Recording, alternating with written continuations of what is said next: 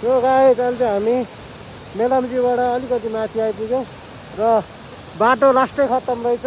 अनि त्यसकै माथिपट्टिबाट अर्को बाटोबाट हामी फेरि यो बाटोमा जोडियौँ र बाटोमा हामीले यस्तो खतरा नजरिया देखेको छौँ। दामी छ।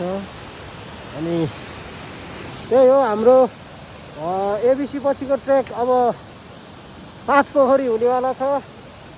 यहाँ हाम्रो टुरिस्ट त्यही हो।